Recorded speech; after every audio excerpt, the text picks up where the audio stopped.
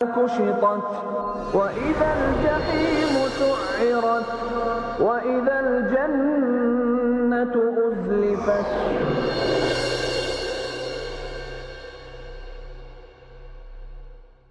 إن الحمد لله نحمده ونستعينه ونستغفره ونعوذ بالله من شرور أنفسنا ومن سيئات أعمالنا من يهده الله فلا مضل له ومن يضلل فلا هادي له وأشهد أن لا إله إلا الله وحده لا شريك له وأشهد أن محمدا عبده ورسوله يا أيها الذين آمنوا اتقوا الله حق تقاته ولا تموتن إلا وأنتم مسلمون يا أيها الناس اتقوا ربكم الذي خلقكم من نفس واحدة وخلق منها زوجها وبث منهما رجالا كثيرا ونساء واتقوا الله الذي تساءلون به والأرحام إن الله كان عليكم رقيبا يا أيها الذين آمنوا اتقوا الله وقولوا قولا سديدا يصلح لكم أعمالكم ويغفر لكم ذنوبكم ومن يطع الله ورسوله فقد فاز فوزا عظيما أما بعد قال الله تعالى في كلامه المجيد أعوذ بالله من الشيطان الرجيم بسم الله الرحمن الرحيم فالصالحات قانتات حافظات للغيب بما حفظ الله سبحانك لا علم لنا إلا ما علمتنا إنك أنت العليم الحكيم. محترم ناظرین کرام اور معزز خواتین اسلام، آدم علیہ السلام کی بیٹیاں یہ سیریز لے کر میں پھر حاضر ہوں آپ کے سامنے. اس نشست میں آپ کا استقبال ہے. السلام علیکم ورحمۃ اللہ وبرکاتہ. آدم کی بیٹیوں میں کیا خوبیاں ہوتی ہیں، میں اس کا تذکرہ کئی نشستوں سے کر رہا ہوں. اتنی خوبیاں ہیں آپ میں کہ وہ ختم ہونے کا نام نہیں لے رہی. آئیے خواتین اسلام، آج میں پھر آپ کے سامنے آپ ہی کی ایک خوبی کا تذکرہ کرنے جا رہا ہوں. اللہ کرے کہ آپ اسے سن رہی ہیں تو یہ خوبی آپ کے اندر بھی ہو. وہ خوبی کیا ہے؟ وہ خوبی یہ ہے کہ ایک مومنہ خاتون، اللہ پر ایمان رکھنے والی، رسول اللہ صلی اللہ علیہ وسلم کو آخری رسول تسلیم کرنے والی، اللہ کی کتاب قرآن مجید کو آخری کتاب ماننے والی، آخرت کے دن اور اچھی بری تقدیر پر ایمان لانے والی، جنت اور جہنم کو تسلیم کرنے والی، یہ خاتون مہمان نواز ہوتی ہے، کشادہ دلی کا ثبوت دیتی ہے، مہمان کے آنے پر تنگی کا شکار نہیں ہوتی. ویسے سماج میں، معاشرے کے اندر بہت سارے گھروں کا اگر جائزہ لیا جائے تو مہمان آنے پر لوگ تنگی محسوس کرتے ہیں. خواتین ان میں بھی کبھی کبھار ایسی عادتیں آ جاتی ہیں جو نہیں ہونا چاہیے کہ مہمان آ گئے تو وہ اپنا منہ بنا لیتی ہیں. کھانے پکانے ہیں، اس کا اہتمام کرنا ہے، اس کا اہتمام کرنا ہے، پریشان ہونا ہے. نہیں میری بہنوں، ایک مومنہ خاتون کی یہ صفت نہیں ہوتی، بلکہ اس کی خوبی ہے کہ مہمان آنے پر وہ کشادہ دل رہتی ہے. وہ مہمان نوازی میں پیچھے نہیں ہٹتی، اپنے شوہر کا ساتھ دیتی ہے. ایک واقعہ میں آپ کو سناؤں، حضرت ام معبد کا. یہ واقعہ البدایہ والنہایہ جلد نمبر 6 صفحہ نمبر 29 پر ہے.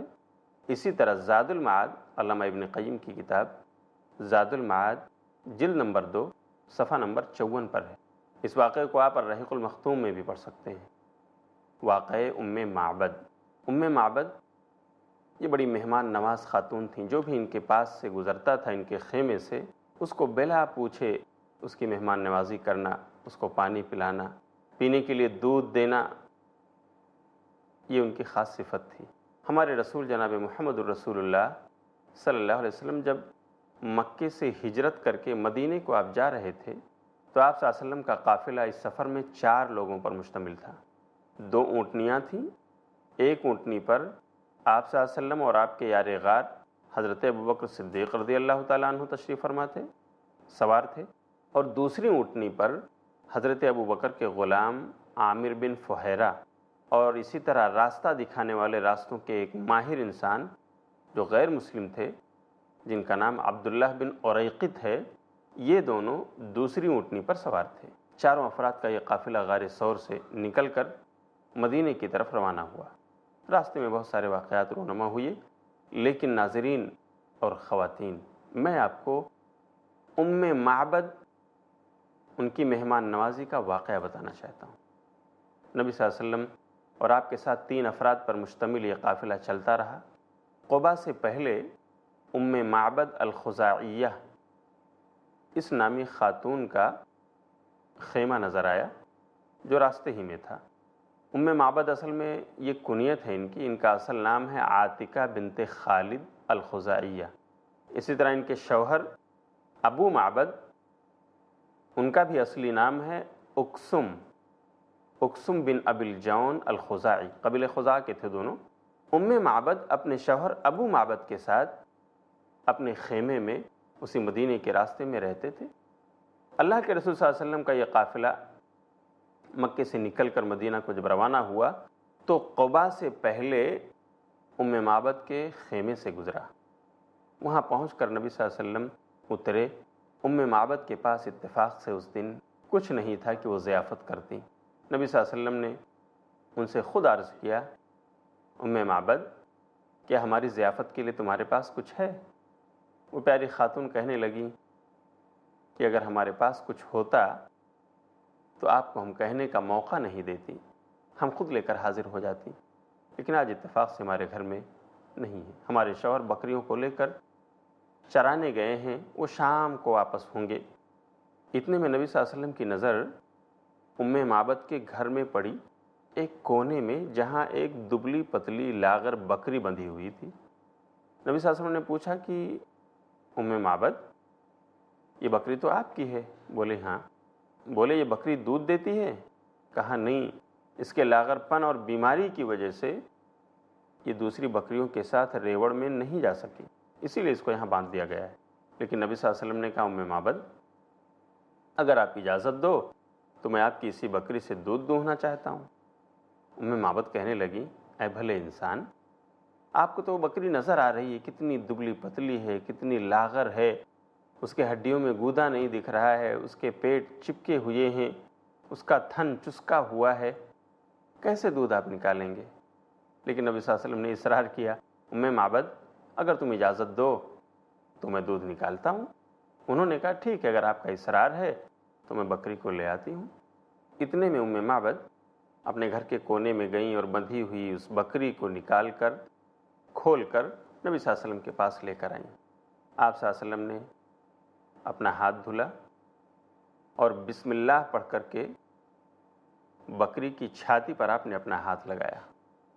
اتنے میں بکری کا تھن بھر گیا، تن گیا۔ حدیث میں ہے کہ بکری نے اپنے دونوں پاؤں پھیلا لیے، اس قدر اس کا تھن بڑا ہو گیا، دودھ سے بھر گیا کہ بکری نے اپنے پاؤں پھیلا دیے۔ نبی صلی اللہ علیہ وسلم نے ام معبد سے کہا، ام معبد، ذرا کوئی بڑا سا برتن دو۔ ام معبد نے لا کر ایک بڑا سا پیالہ آپ کے ہاتھ میں تھمایا، برتن دے دیا۔ آپ صلی اللہ علیہ وسلم نے بکری کا دودھ نکالنا شروع کیا، برتن بھر گیا۔ آپ نے نکال کر سب سے پہلے ام معبد ہی کو پلایا، ام معبد یہ لو، آپ پی لو۔ ام معبد نے پیا، اللہ کا شکر ادا کیا۔ اس کے بعد پھر آپ نے وہی برتن لیا، دوبارہ آپ نے اس میں دودھ دوہا اور بکری نے پھر دودھ دیا اور وہ بھر گیا۔ پھر آپ نے خود پیا، ابو بکر کو پلایا اور اپنے ساتھ موجود عامر بن فہیرہ اور عبداللہ بن اریق سبھی کو پلایا۔ سب آسودہ ہو گئے، پھر بھی دودھ بچ گیا۔ آپ نے پھر اور تھوڑا سا دودھ نکالا اور اس پیالے کو بھر کر ام معبد کے ہاتھ میں تھما دیا، ام معبد یہ دودھ رکھ لو اپنے گھر میں۔ اس کے بعد نبی صلی اللہ علیہ وسلم دودھ پی کر آسودہ ہو کر اپنے قافلے کے ساتھ پھر مدینہ کی طرف نکلے۔ ام معبد الخزاعیہ نے نبی صلی اللہ علیہ وسلم کی اس کرامت کو دیکھ کر ایک ایک چیز نوٹ کیا، اور ام معبد کے شوہر جب شام کو واپس ہوئے تو ام معبد نے ان کے سامنے دودھ سے بھرا ہوا یہ کٹورا، یہ پیالہ پیش کیا۔ ان کے شوہر پوچھ بیٹھے کہ ام معبد، یہ دودھ کہاں سے آیا تمہارے پاس؟ تمہاری بکری تو بیمار ہے، ساری بکریاں تو میرے ساتھ گئی تھیں، کہاں سے آیا؟ تو معبد نے ان کو سارا ماجرا کہہ سنایا کہ ایک بھلے بزرگ آئے تھے، ان کے ساتھ اتنے لوگ تھے، ایسا ایسا واقعہ پیش آیا، اس کمزور بکری کو دیکھ کر انہوں نے مانگا اور میں نے لا کر پیش کر دیا، ہاتھ لگاتے ہی بکری کا تھن بھر گیا، اس نے اپنے پاؤں پھیلا دیے اور اس بھلے انسان نے مجھ سے پیالہ مانگ کر دودھ دوہنا شروع کیا اور خوب دوہا، مجھے پلایا، خود پیا، اپنے ساتھیوں کو پلایا اور اس کے بعد پھر دودھ نکال کر مجھے پیالہ دے کر گئے ہیں۔ بڑے مبارک انسان تھے وہ۔ اس کے بعد کیا ہوا میں آپ کو بتاؤں گا، لیکن وقت ہو گیا ہے چھوٹے سے وقفے کا۔ انشاءاللہ میں تھوڑی دیر کے بعد پھر واپس آؤں گا۔ آپ سے امید ہے کہ آپ کہیں نہیں جائیں گے۔ السلام علیکم ورحمۃ اللہ وبرکاتہ۔ وَإِذَا السَّمَاءُ كُشِطَتْ کرو تم ہر نماز میں خشوع کا اہتمام، رکھو غیب، کتاب اللہ اور آخرت پر ایمان۔ وَبِالْآخِرَةِ هُمْ يُوقِنُونَ۔ نہ دو اللہ کے سوا عبادت میں کسی کو کوئی مقام، نہ کرو بدکاری اور نہ کوئی کام حرام، مانو اللہ کا حکم اور فرمان رسول، یہی ہے حقیقی کامیابی کے روشن اصول۔ حقیقی کامیابی کے روشن اصول جانیے شیخ حافظ عبد التواب سے قرآن اور حدیث کی روشنی میں دین و دنیا کی حقیقی کامیابی کے روشن اصول، ہر بدھ دوپہر 2:30 بجے اور رات 8 بجے صرف i+ ٹی وی پر، بہتر زندگی کے لیے۔ کم علمی دھکیلتی ہے گمراہی کے دلدل میں۔ جو لوگ سود کھا رہے ہیں، کھلا رہے ہیں اور اس کے کاروبار میں کسی بھی طرح سے شریک ہے، اللہ اور اس کے رسول سے جنگ کر رہے ہیں۔ شک و شبہات کے جنگل میں سارے لوگ ایک تھے، پھر کیا ہوا؟ شیطانوں نے اتنی بنیادیں پیش کی کہ ہر ایک آدمی الگ ہوتا چلا گیا۔ کیونکہ جہالت ایک بیماری ہے۔ ذات باری تعالیٰ کا انکار کرنے والا اس بنیاد پر کہ ہمیں دکھائی کیوں نہیں دیتا، وہ احمق کہلائے گا، عقل مند نہیں ہے وہ۔ مگر اسلام میں بیداری ہے۔ شیطان کبھی بھی کوئی بھی راستہ دکھاتا ہے، ہمیں پہچاننے کے لیے ایک راستہ موجود ہے کتاب و سنت میں۔ پوچھو تو صحیح شیخ رضا اللہ عبد الکریم مدنی سے، زندگی کی تاریکیوں سے نکل کے اجالے کی طرف لانے والی واحد روشنی، ہر جمعہ رات 8 بجے صرف i+ ٹی وی پر، بہتر زندگی کے لیے۔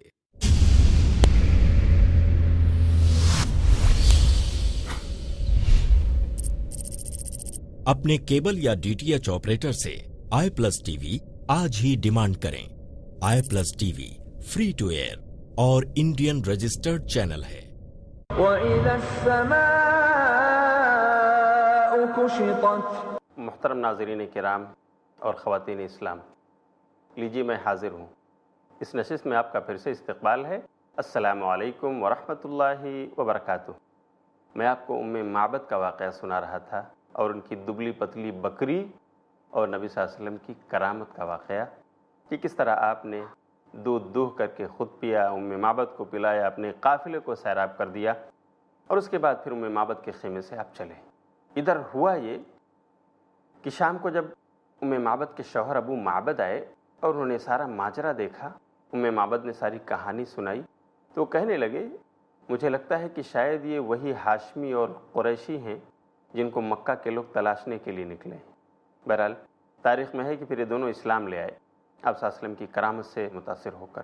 ناظرین، ناانصافی ہوگی اگر میں معبد کی وہ بات آپ کو نہ سناؤں جو انہوں نے اپنے شوہر کے پوچھنے پر نبی صلی اللہ علیہ وسلم کے متعلق بیان کیا۔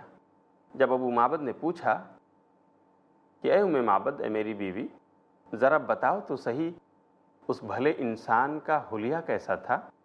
وہ کتنے لمبے، کتنے چوڑے، کتنے موٹے، کتنے پتلے، اجلے کی سانولے، ان کا حلیہ تو بیان کرو، کیسے تھے وہ؟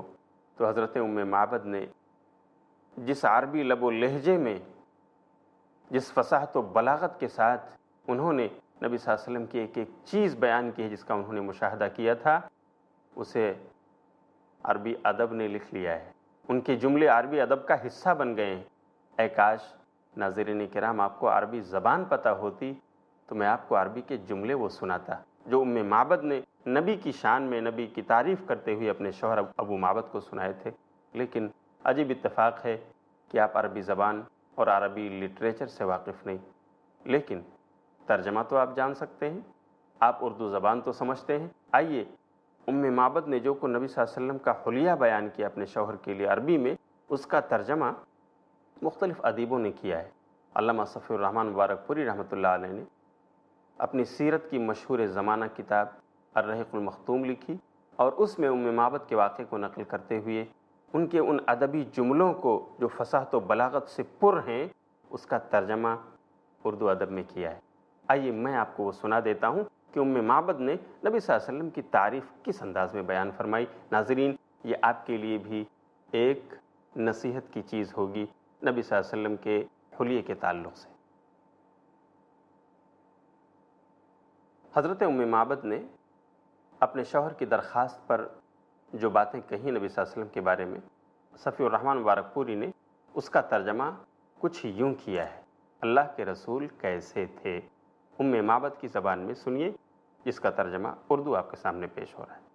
کہتی ہیں، اے میرے شوہر ابو معبد، وہ انسان ظاہری وضاقتہ کے حامل تھے، جسمانی بناوٹ بڑی معقول تھی، چمکتا سا رنگ تھا، تابناک چہرہ تھا، خوبصورت بناوٹ تھی، نہ توندلے پن کا عیب تھا اور نہ گنجے پن کی کوئی خامی تھی، جمال جہاں تاب کے ساتھ ڈھلا ہوا پیکر تھا، سرمگی آنکھیں تھیں، لمبی پلکیں، بھاری آواز، لمبی گردن، سفید و سیاہ آنکھیں، چمکدار کالے بال، خاموش ہو جائیں تو بڑے باوقار، گفتگو کرنے لگیں تو بڑی پرکشش، دور سے دیکھنے میں سب سے تابناک اور پرجمال، قریب سے دیکھنے میں سب سے خوبصورت اور پرکشش، گفتگو میں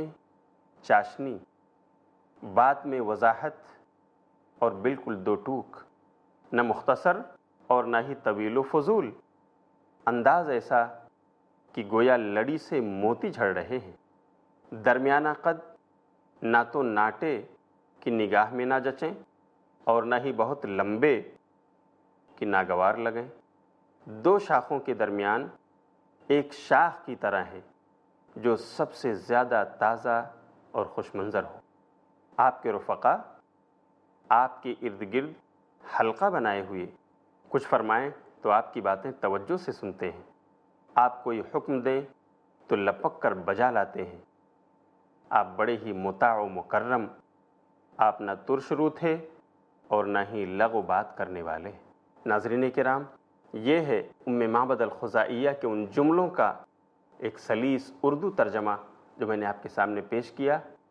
معبد کے اس بیان سے ایسا لگتا ہے کہ جیسے آپ صلی اللہ علیہ وسلم کا سراپا ہمارے سامنے کھڑا ہو، آپ کے ڈھانچے کو ہم دیکھ رہے ہوں۔ ایسی بلیغ اور فصیح خاتون تھی وہ کہ انہوں نے عربی زبان میں اپنے جو جملے انہوں نے بیان کیے ہیں وہ فصاحت و بلاغ کی اعلیٰ معیار پر فائز ہیں۔ یہ تھیں وہ معبد جن کی مہمان نوازی کا میں آپ سے ذکر کر رہا تھا کہ ہر آنے جانے والے کو وہ اپنے خیمے پر روک کر اسے کھلاتی پلاتی اور سیراب کرتی تھیں۔ یہ ان کی مہمان نوازی اور کشادت دلی تھی۔ اسی طرح زمانے رسول کا ایک واقعہ آپ کو میں سناؤں۔ خاتون کتنی خوبیوں والی ہوتی ہے، کس قدر کشادہ دل ہوتی ہے، اس کے اندر مہمان نوازی کی صفت کس قدر کوٹ کوٹ کر بھری ہوتی ہے۔ آئیے میں بتاؤں کہ ایک خاتون نے مہمان نوازی کرنے میں اپنے شوہر کی کس طرح سے مدد کی۔ یہ واقعہ حضرت سلیم رضی اللہ تعالی عنہ کا ہے اور ان کے شوہر ابو طلحہ انصاری کا۔ اللہ رب العالمین نے اس واقعے کا تذکرہ قرآن کریم میں کیا ہے۔ سورہ حشر سورۃ نمبر 59 آیت نمبر 9 میں ہے۔ اللہ ارشاد فرماتا ہے، اعوذ باللہ من الشیطان الرجیم وَيُؤْثِرُونَ عَلَىٰ أَنفُسِهِمْ وَلَوْ كَانَ بِهِمْ خَصَاصَةٌ۔ یہ لوگ اپنے اوپر دوسروں کو ترجیح دیتے ہیں چاہے ان کو کتنی ہی پریشانی لاحق ہو جائے۔